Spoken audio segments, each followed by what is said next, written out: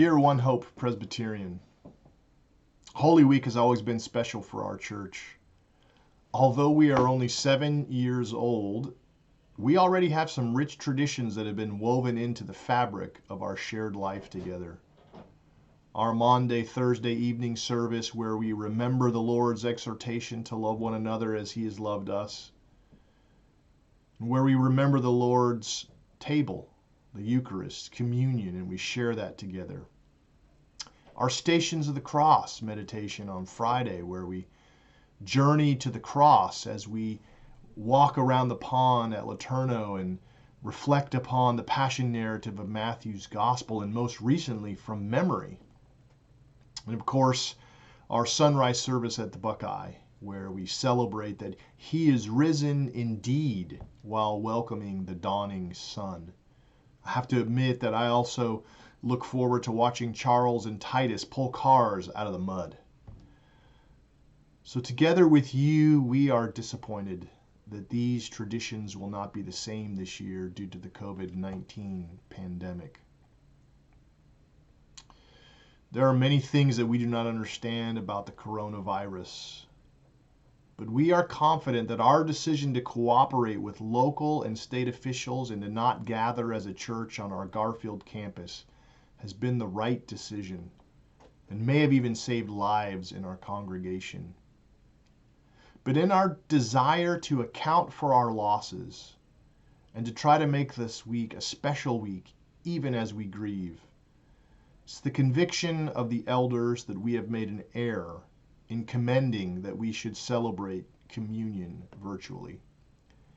We're grateful for those of you who voiced your concerns with us and who explained how this decision seems to be out of step with what we teach each Sunday about the Lord's Supper.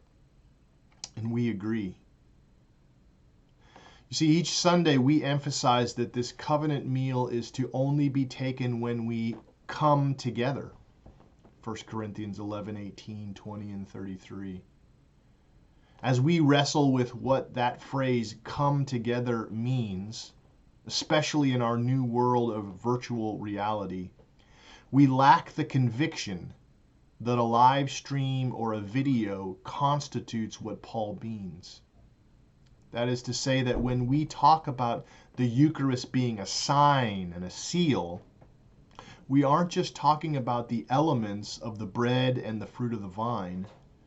Instead, we're referring to the entire action, and in particular, the action of publicly gathering and making our profession of faith as we stand and come to receive the elements. It's our conviction that virtual communion fails to signify and keep a key aspect of the sign, that we are one particular local body of Christ who comes together to bear witness to the oneness that the Spirit has created through the death and resurrection of Jesus. In our mind, virtual communion remains a private, individual act that is unable to bear witness to the corporate nature of the shared meal. We are unable to adequately communicate our union with the body of Christ virtually.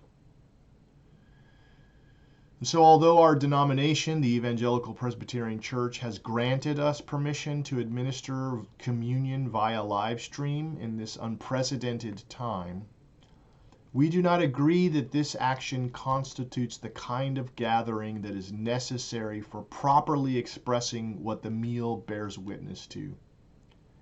We feel that we lose much more than we would gain in offering communion in this unusual time. And so while we respect the decision of other local bodies in our denomination that have opted for live streaming communion, we do not share the same conviction. As Paul has written, for whatever does not proceed from faith is sin.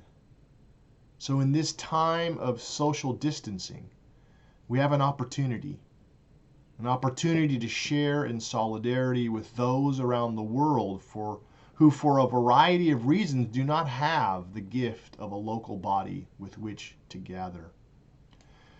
And perhaps as we grieve this loss for our own local body, we can give thanks to God for what we have had over the years and what we look forward to again in the near future.